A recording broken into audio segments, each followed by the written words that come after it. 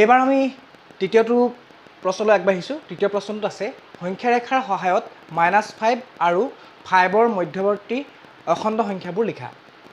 আমি এইকেইটা একেবাৰে উজু, একদম সহজ, তোমালোকে একো টেনশ্যনে ল'ব নালাগে। চোৱা, তোমালোকে সংখ্যা ৰেখা জানা, প্ৰথমতে সংখ্যা ৰেখা এটা লিখিবা, একদম সহজ পদ্ধতি।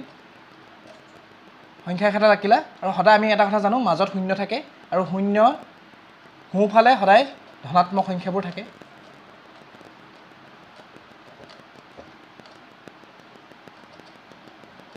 আৰু শূন্যৰ বাওঁফালে সদায় ঋণাত্মক সংখ্যাবোৰ থাকে।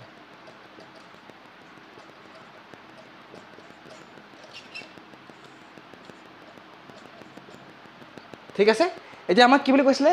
সংখ্যা ৰেখাৰ সহায়ত -5 আৰু 5ৰ মধ্যৱৰ্তী, মানে -5 আৰু 5ৰ যিখিনি মাজৰ যিখিনি অখণ্ড সংখ্যা আছে, সেই অখণ্ড সংখ্যাবোৰ আমাক লিখিব কৈছিলে। গতিকে এতিয়া চোৱা, এইটো -5 আৰু এইটো 5, ইহঁতৰ মাজৰ অখণ্ড সংখ্যাবোৰ কি কি আছে?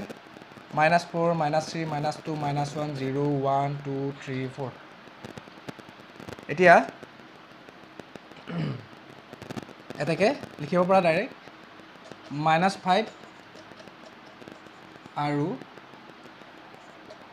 5ৰ মাজৰ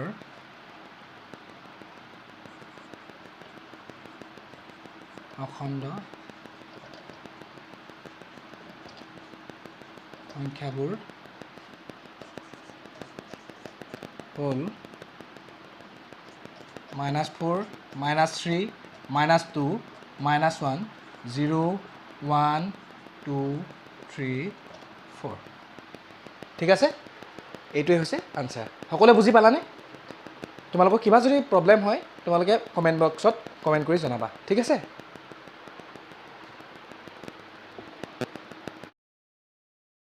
এইবাৰ আমি চতুৰ্থ নম্বৰ প্ৰশ্নটোলৈ আগবাঢ়িছোঁ। চতুৰ্থ নম্বৰ প্ৰশ্নটোত কৈছে কি চোৱা, সূচক বিধি a⁴m হৰণ a⁴n সমান a⁻m-n-ত m = n লৈ প্ৰমাণ কৰিব লাগে যে a not = 1।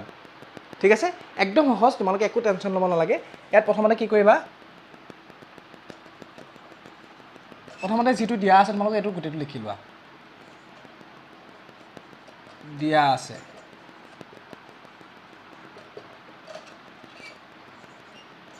a⁴m হৰণ a⁴n = a⁻m-n। এতিয়া তোমালোকে এই হৰণটো তোমালোকে কেনেকৈ লিখিব পাৰিবা? হৰণটো আমি ভগ্নাংশ হিচাপতো লিখিব পাৰোঁ, আমি জানো। এইটো প্ৰথমটোৰ ওপৰত, ছেকেণ্ডটোৰ তলত, সমান আকৌ এতিয়া এমৰ ঠাইত আমাক কি বুলি কৈছিলে? m আৰু n দুইটা সমান, গতিকে এমৰ ঠাইতো n লিখিব পাৰোঁ, এনৰ ঠাইতো আমি m লিখিব পাৰোঁ। গতিকে আমি কি কৰিম? এমৰ ঠাইত আমি কি লিখিবলৈ কৈছিলে? আমি এতিয়া n লিখি দিম আৰু nটো আমি n ভাগে থৈ দিওঁ। ঠিক আছে,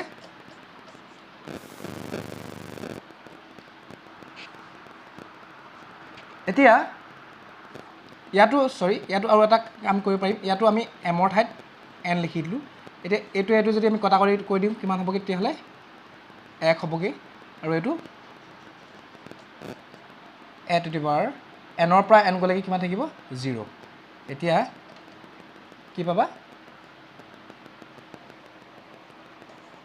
a⁻ = 1। চিম্পুল, ওলাই গ'ল। ঠিক আছে, একদম সহজ পদ্ধতি।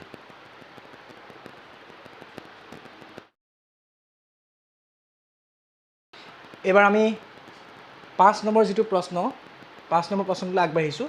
এইটো একেবাৰে সহজ, এইটো তোমালোকে 4 নম্বৰৰ নিচিনাকৈ কৰিব পাৰিবা, একেধৰণে। দিয়া আছে, লিখি ল'বা। দিয়া আছে a⁴m হৰণ a⁴n = a⁻m-n। এইটো এটা সূত্ৰ হয়, তোমালোকৰ কিতাপত প্ৰথমতে দিয়াই আছে। তাৰপিছত আমি কেনেকৈ লিখিব পাৰোঁ? আগৰটোৰ দৰে কি?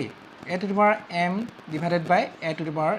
= a⁻m-n। এতিয়া তোমালোকে মই অকণমান শ্বৰ্টকৈ কৰি দিলোঁ ইয়াৰ আগৰটো, তোমালোকে এইটোত এনেকুৱাকৈ কৰিব পাৰিবা বা তেনেকৈ কৰিলেও হ'ব। তোমালোকে যদি বুজি পাইছা, এটা ষ্টেপ কমাই পিনে লিখিলেও একো প্ৰব্লেম নাই। এতিয়া a⁴m আছে, আমাৰ এমৰ ঠাইত আমাক কিমান ধৰিব কৈছে? 0 ধৰিব কৈছে। আমি এমৰ ঠাইত আমি 0 ধৰি দিলোঁ আৰু এইটো a⁴n হ'ল। আৰু ইফালে a⁻m-n, a⁻m ৰ ঠাইত আমি কি ধৰিব লাগিব? 0 - n।